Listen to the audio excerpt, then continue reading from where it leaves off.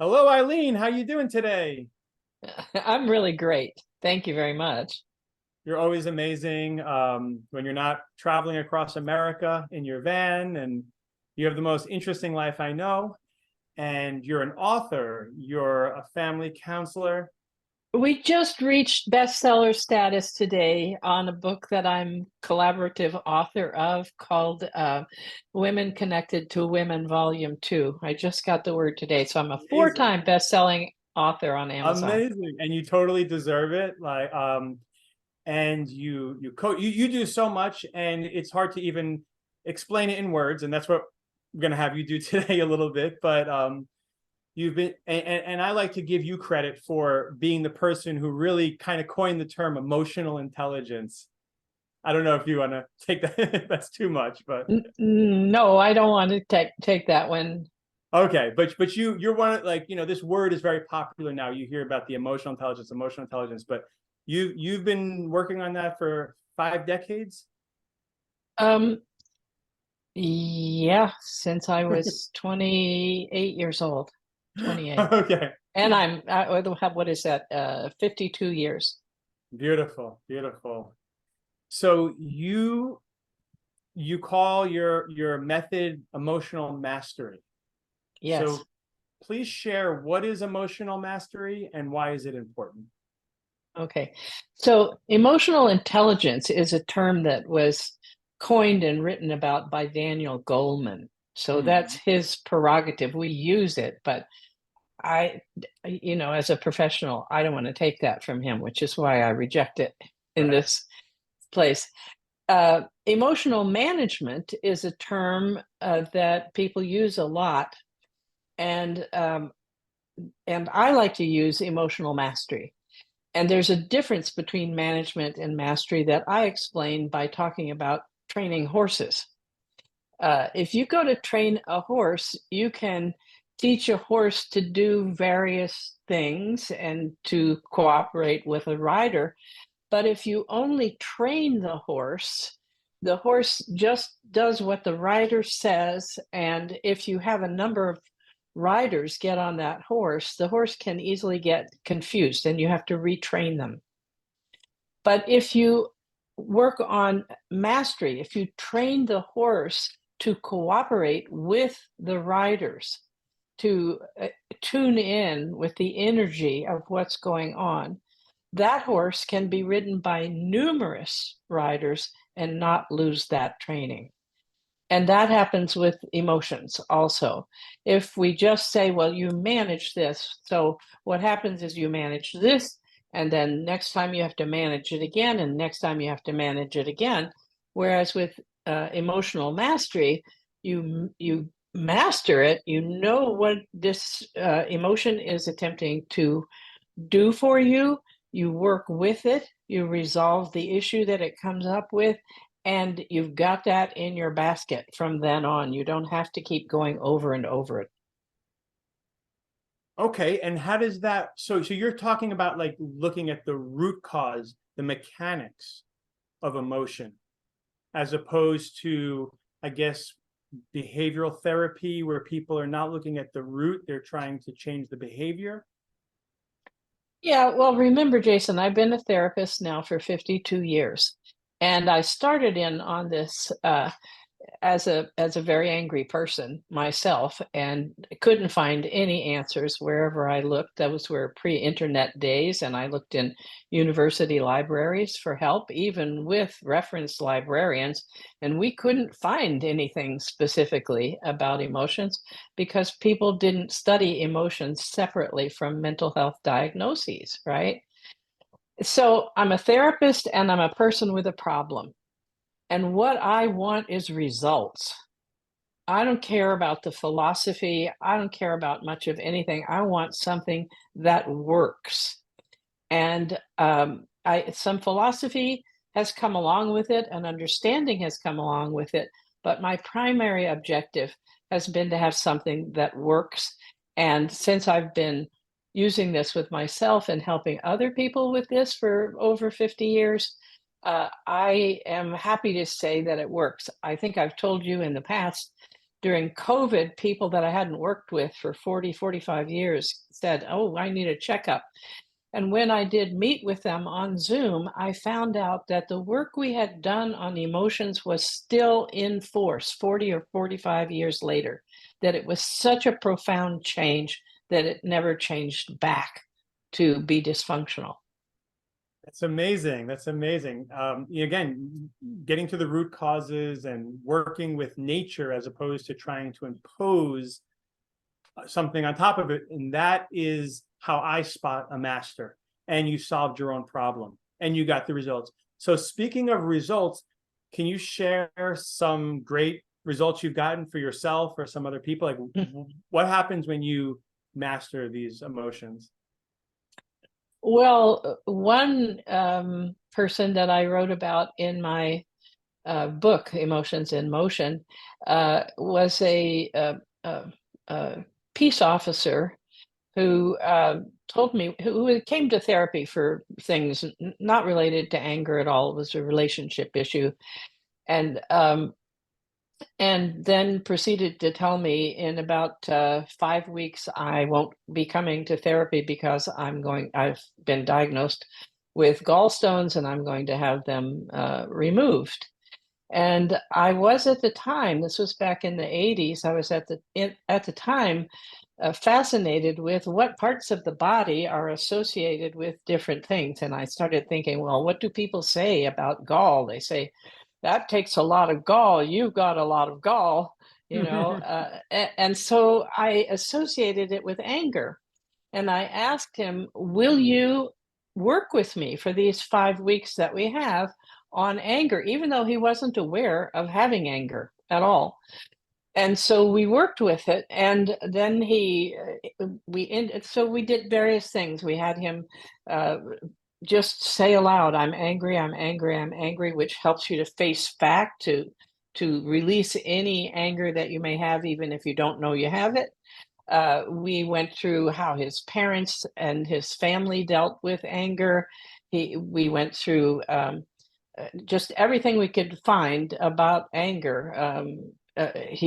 And so after at the end of that fifth session, he was going to go get his operation. And I asked him when he got to feeling well enough after the operation, I'd really like him to call me and tell me how he was doing.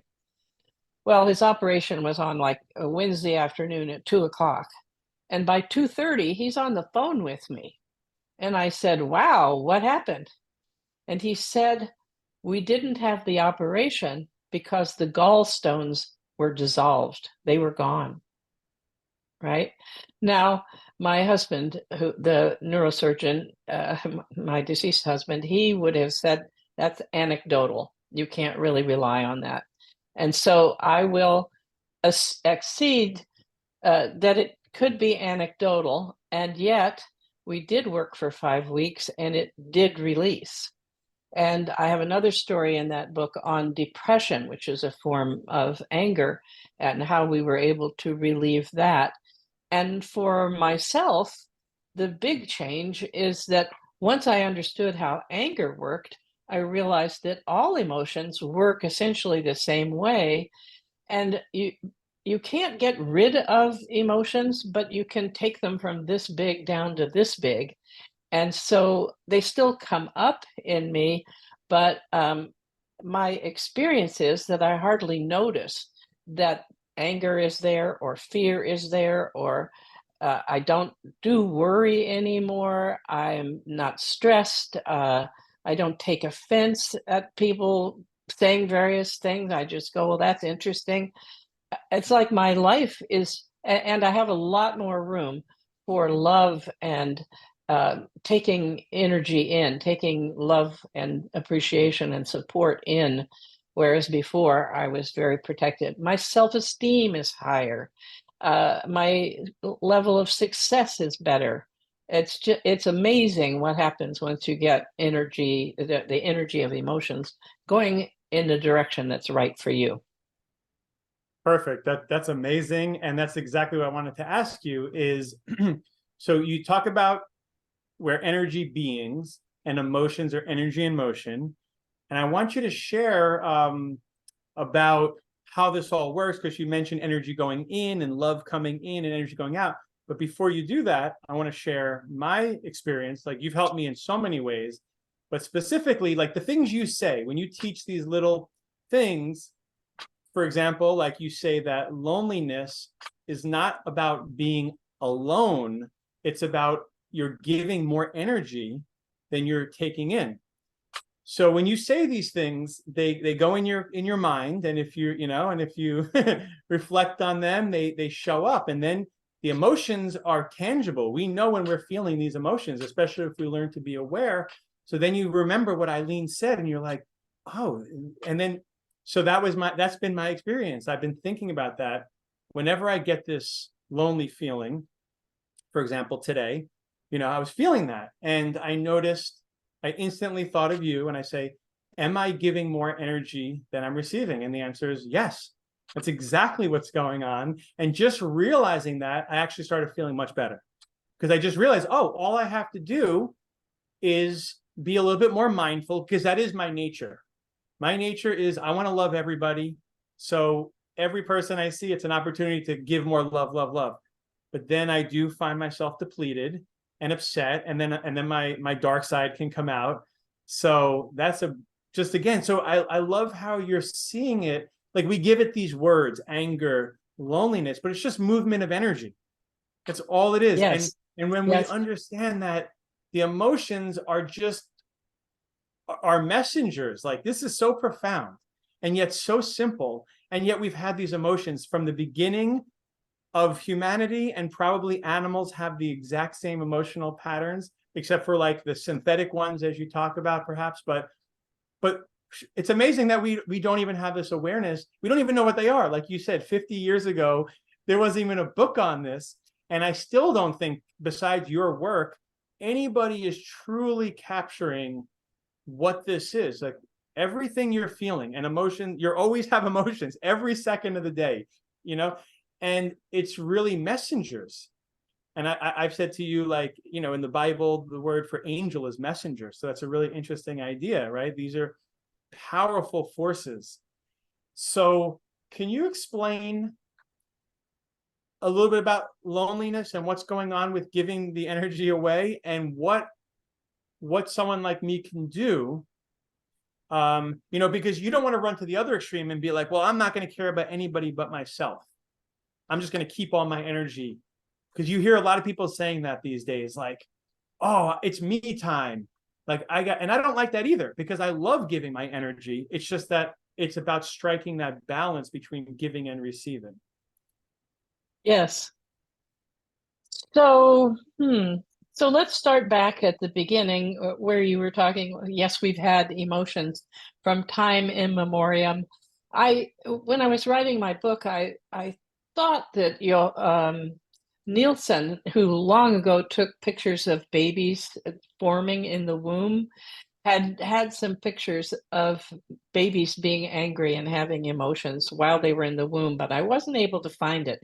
So I'm stuck with the notion that we have emotions at least from the moment of our birth, and we have them all our lives. And I'm sure there are other people now and in the past who are also tuned in to this information. Information is always there for us, and it has been in the past too, of what exactly emotions are. And again, I went and did research. The psychiatry and psychology websites. I went and asked, what's a definition of anger, for example? And I got a description of what anger did, but not a definition. And so I believe that the problem we've had with the emotions are that we haven't understood what they really are, right? And even today, the AMA doesn't accept the notion that emotions are energy. Now, popularly, we do. We say emotions in motion, right? Mm-hmm. But when you accept that the idea that emotions are energy, working with them, as you mentioned, it becomes very simple. because we know a lot about emotions. Just from our high school science classes, right? We know that you can't create energy and you can't get rid of it. You can't kill it. We know that it has to move. We know that if you block it, like putting a dam over water, which is energy, that water's going to build up in both volume and intensity. Mhm. And we also know that if that water finds a way through the dam, if there's a little flaw, it becomes very destructive. Well, guess how emotions operate? Like, particularly anger, for example. We can't create it, we can't destroy it. It needs to move. If we block it, which we do by holding it inside, it builds up in intensity and power. And it constantly works to escape because it has to move. And that's how it wreaks havoc in us. And anger in particular, we now have some evidence from research that repressed anger, not anger itself, but the anger that we hold inside, is part of the formation, goes into the formation of killer diseases like diabetes, heart and circulatory issues, and cancer. And so, part of the reason I'm all motivated to talk about this and share it is emotions are killing us and we don't even know it. And then we add things like spousal abuse and war and,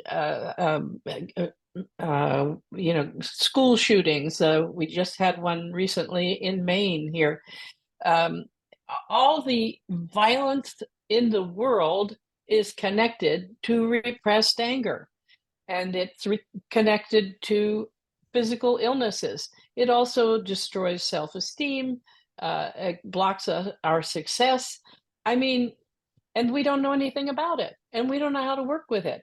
And yet it's so simple to work with it that I'm just hell bent to teach people and share with people that this is something you can do on your own time. You don't have to pay a psychiatrist. You might have to, if you've built up a lot of emotion, you might have to have some help with that. But just to work with it, you can do it every day yourself, and it's simple. No, I love it. Thank you for that. And there's all these books, right? Best-selling books, and they overcomplicate it, and you're really like, in the same thing with diet. There's a gazillion diets every month. There's a new diet every year. There's a new trendy diet, but it's really simple. We know what we're supposed to eat. There's research. You could test it. You can get the benefits. So that's, I feel you about being hell bent on that. But so you mentioned, and I love the physics analogy. It would make perfect sense, like that. You saw that connection. Everyone makes it like, oh, this is emotion, this is physics, but no, it follows the same exact principles, which would make sense.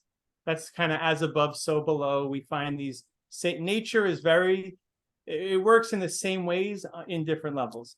Consistent, yes. So let's get a little bit more into this anger, because I know that you mentioned a lot of emotions underlying them is anger.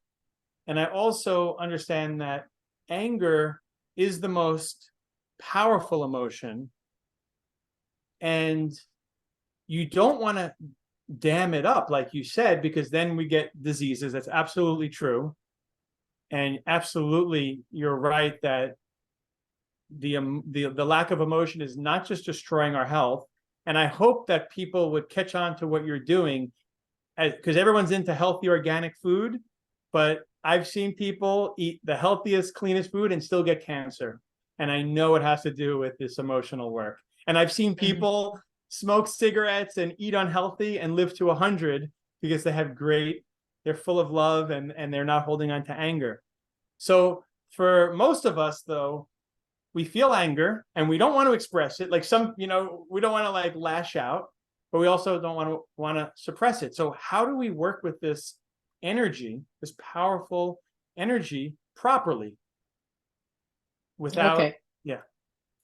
So let me first of all make a small adjustment in what you said. You said that anger is the most powerful energy. It's emotional energy. It's actually the most active. I Okay. would submit that love is the most powerful. Beautiful. Okay. Hmm. Um, so to understand more of where I'm coming from, I would like to go back to talk about the framework in which I have learned to understand emotions. And that is that I now see our earth as a big giant school. And we all come here in order to learn and grow. And the way we learn is by having experiences. And each experience that we have gives us an opportunity to learn something. We don't necessarily have to take it, although the same lesson will repeat and repeat and repeat. And every time it repeats, it's a harsher lesson. So it's sort of like the powers that be don't give up on us once we've been presented with a lesson. We get it again and again and again. And I would submit to you that as a therapist, what I have observed over the years is that most people don't like to change. And so they'll sit there and this repeating will happen. And, if you had problems in a marriage, you may divorce that person, but you'll get into another marriage, different cast of characters, same problem, right? And, and so people literally will sit in all this pain as it's built up until the pain of where they are appears to them to be no worse than the pain they anticipate for making the change. And then they will make the change. And usually they will say, whoa, that wasn't as hard as I thought. And so part of my message is when you have an experience, like we're talking about, immediately address what is the learning. And we can talk about that more. All right. So, where am I on this right now? Yeah. We're talking about, okay, so blocking anger as opposed to letting it come out. Oh, right, right. Okay. Well, as we said, anytime you stop energy from moving, it builds up. And since anger is the most active emotion we have, then it builds up fast. And when it erupts, it's very destructive. All right. And it's not designed to do that. And in the meantime, there's a quote that anger poisons the vessel in which it is held, which means us. Anger is poisoning us the whole time we're holding on to it. And our culture, almost everybody that I've ever talked to has been taught, hold on to that. Don't let that person know you're angry. Oh, you could hurt them. You could get yourself fired, whatever the motive is, keep it inside. Worst thing that can happen. And the way I look at it is because anger is energy and it's trying to get out all the time, the way anger does it is just like if water's behind a dam, the water will seek out any flaw in the dam. That's the way it will eventually work its way through and escape. So, what does anger that we're holding inside of us do? It seeks out our flaws. So, if you have a weak gallbladder, like we were talking about before, or one that's susceptible to forming gallstones, that's where it will find its way out. It'll create a problem. If you have a heart that's not strong, that's where it will seek you out. It will go to those weak points and can make you or your self-esteem or your mental health, it'll go there, right?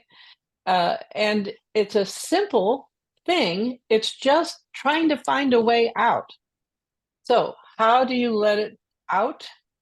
There are a number of ways. It would take me a few hours actually to tell you, but basically whenever we have an experience, emotions are part of that experience. They come up in us. I ask people not to say my anger or my fear because that tends to connect the energy to you.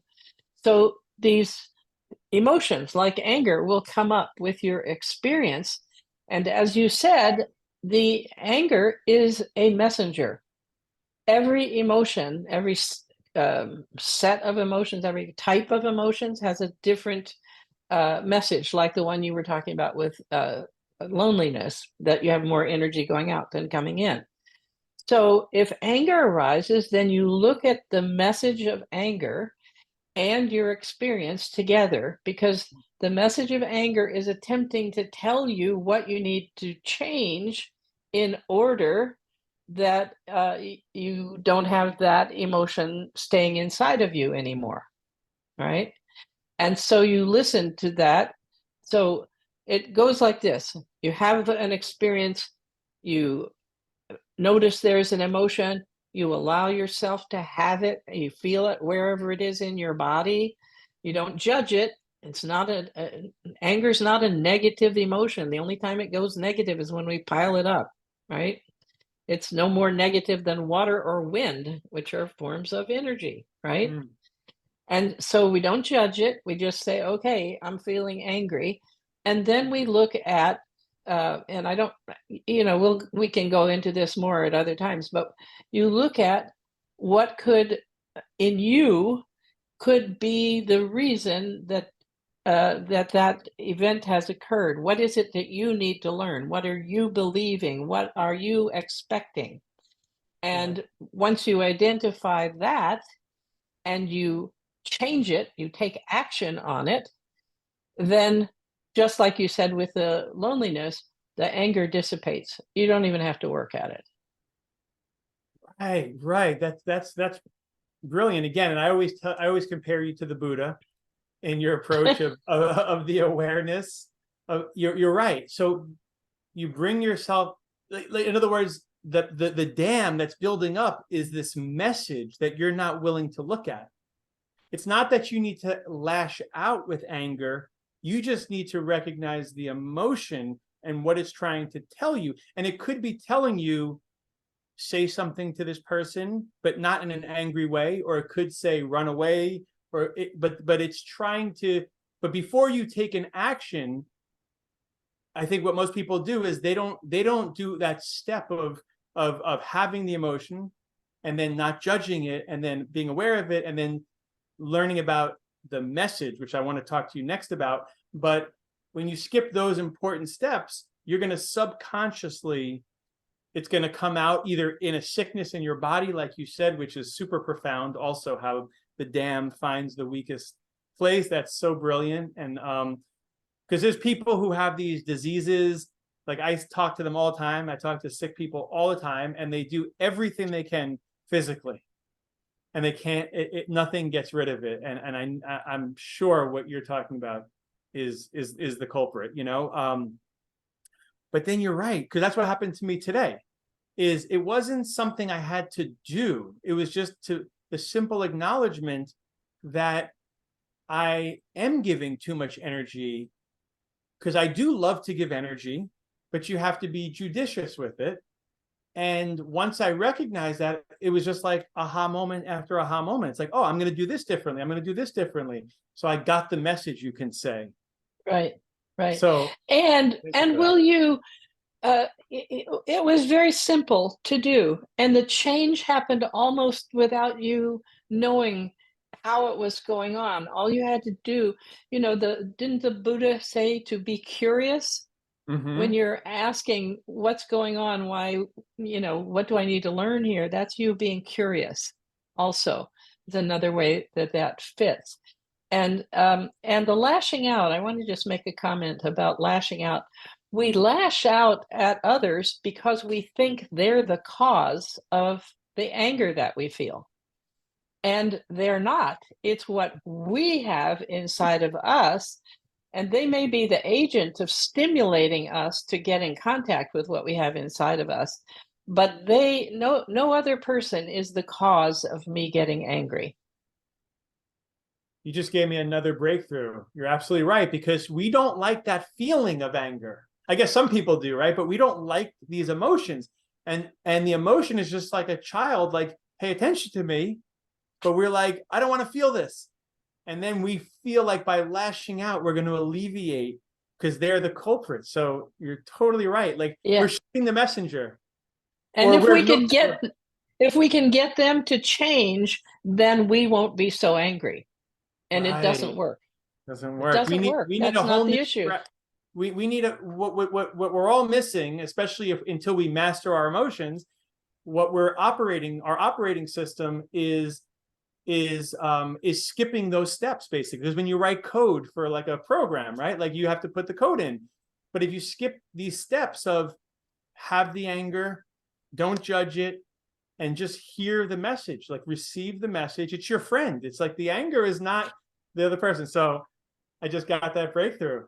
So So, and again, I'm going to mention, you said our emotions. Okay, I really want to keep working on this. It's a hard habit to break. It was hard for me to break too, but it's the emotions I feel, the emotions that come up in me, the anger that I experience, and therefore it's more neutral and it doesn't belong to me, which allows it to stay around longer, and we don't want it to stay around. Again, so Buddhist, Buddha, really the teaching is like, there's no things, there are arisings. My own body, we think it's like I move my hand, this is no longer the same hand, like the hand didn't move, it's a new hand, right? So it's everything is re-arising. So I love that. So I was going to, like, now ask the you message. the message. Yeah. So and we did record these, and we could maybe talk about a few now, but before we get into the specifics, each emotion has a message, and you, through your experience with yourself and thousands of people you work with, and probably way more that you haven't officially worked with because this is just you, like you have actually created a translation, like a translator for when this emotion happens. The emotion is an experience, and then what is the message? So do you want to talk a little bit about how, or maybe give a few examples of some emotions and what the message is?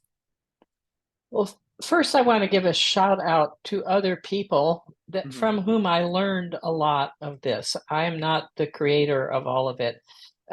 We've all just been identifying. There's a group called Jack Purcell. I'm not remembering the name of his business right now. I also was a member of a spiritualist church, and I learned many of the principles that I have been working with. And I had a mentor, a woman named Kay Hamill, who's no longer living, who taught me a whole lot of things, and another one, Norma Wandesford, who's also no longer living. So there are people, and I had a very difficult early life, and I never expected to have people show up in my life as teachers, but I had them, and I want to acknowledge Concept Synergy is Jack Purcell's business. I want to acknowledge the learning I got from them. Some things I have created myself or put together. There's nothing new in the world, as we know. Right. Okay, so messages. So the idea behind emotions is that, let's take an example. Well, you gave us the loneliness example, which is really good. And let's do another one. Jealousy. Let's try jealousy. We think that jealousy is something we can't overcome. Some people are more jealous than others. Some people got jealousy from people in their family are jealous, and therefore they are. In fact, jealousy's message is that we are believing that other people have things that we don't have, or have an experience, or have whatever, and we become jealous of them.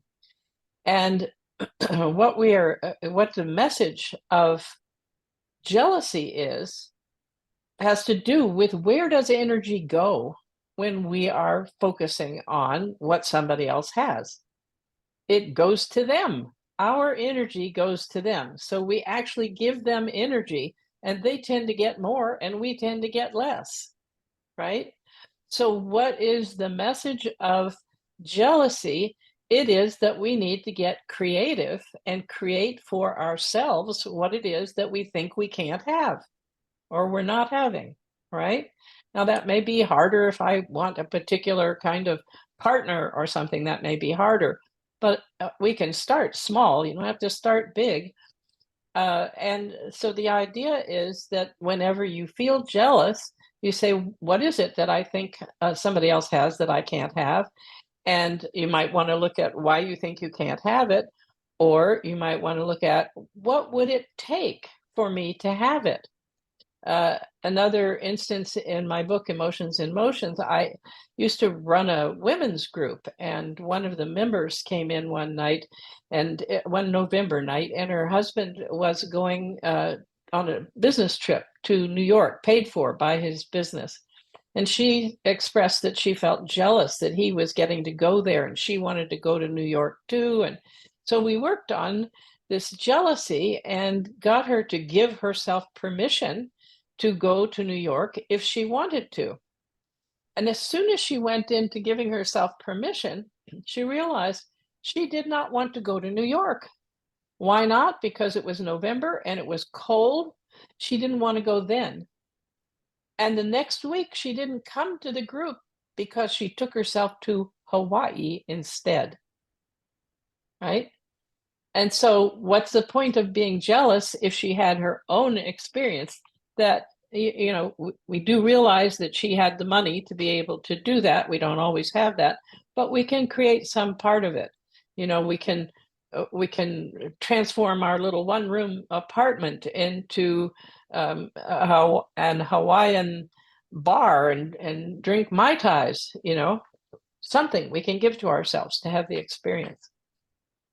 That's amazing. Yeah, because you just get it like something, she got some feeling, and instead of listening and you know, getting the message, she just thought that that feeling was why, like, was looking at him, he's going to New York, getting upset about that idea, instead of just probably looking at, like, I want to go somewhere and it's not even New York at all. And she wouldn't have figured that out unless she worked through this. So it's so simple. It really is so simple. It's just a few extra steps, but these emotions are so strong, and we're not taught how to use them, and we're taught the wrong things about them, like you said.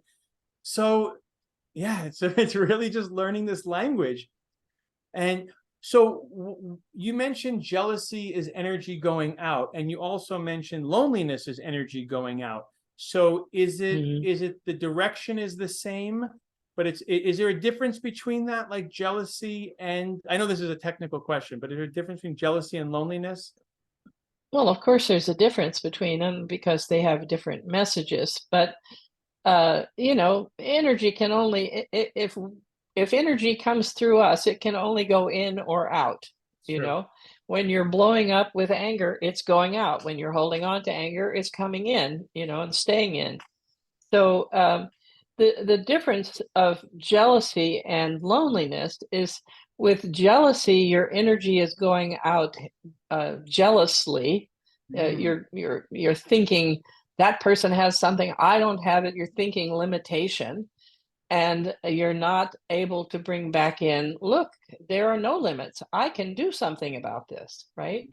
Whereas with with loneliness, the going out is I'm giving my energy, my loving energy, my caring energy to other people, and I'm taking it away from myself uh, because I know that because I feel lonely, and all I have to do is bring some loving energy back into myself, and the loneliness stabilizes, it realigns.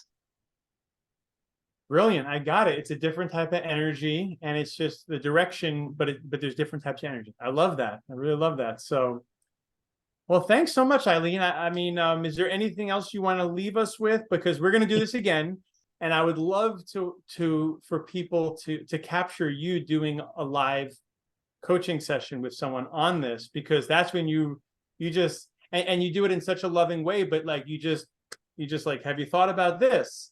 And that's what you do to me, Mm-hmm. and then it's like, you know. So so I definitely want to do that very soon. But is there anything you wanna leave us with? Yes, I would like to encourage any and everybody who sees this recording that we're just doing to start paying attention to their experiences and their emotions, and to start. You don't have to make change right away. It's a good idea when you get a new idea not to, or a new way of doing things, not to change in the first 24 hours. Let it sink in first. We can talk about that another time. But uh, so you let it soak in and then start observing, like, okay, I'm angry. What am I angry about? What was the expectation I had? And here's key. You know this because I've shared it with you. The principle that this is one that I did put together, to pay attention not to what you want to overcome, but to what you want to become. And that addresses the issue in our culture in particular, or maybe it's a human foible because we all tend to go to the negative first. But in our culture, we focus on the problem. How long have I had the problem? Who gave it to me? What deficits come with it? What's the downside of this? What have I tried to do to fix it, etc. And what are we doing? We're giving our energy in the form of attention to the problem. And whatever we give attention to gets bigger, right? So this dictum is, okay, recognize you have it. It's okay to look at it, but then reorient and say, well, what do I want instead? Like if I were not having this problem, what would I be like? How would I be thinking? Where would I be focusing my attention? And as you do that, this gets stronger and builds, and the problem atrophies and falls away. Another very simple way. And what I love about your approach is you're not telling people to just, magically imagine, oh, I'm going to create this. You're just, by focusing on what you want to become, not what you want to overcome, which is one of my favorite quotes. You're not, it's not magical. It's actually very practical. It's like, well, and then when you do that, then the steps to get there will just appear, because you've shifted, because it's what you're focusing on. Exactly. So much is key. We were talking about love the last time you and I met, and what I learned about love is an energy that supports everything, and we humans have the job of selecting what we focus on, because what we focus on, love energy is going to support. So another way of looking at this is, if we focus on the problem, we're going to get more problem because the love energy is going to support it. Whereas if we focus on where we might like to go instead, we're going to get more of that because the love energy will support it. Wow. Okay. I definitely want to talk more about that next time. Well, thank you so much, Ilene. It's Always, my always a pleasure. pleasure. Thank you, Jason. I appreciate it.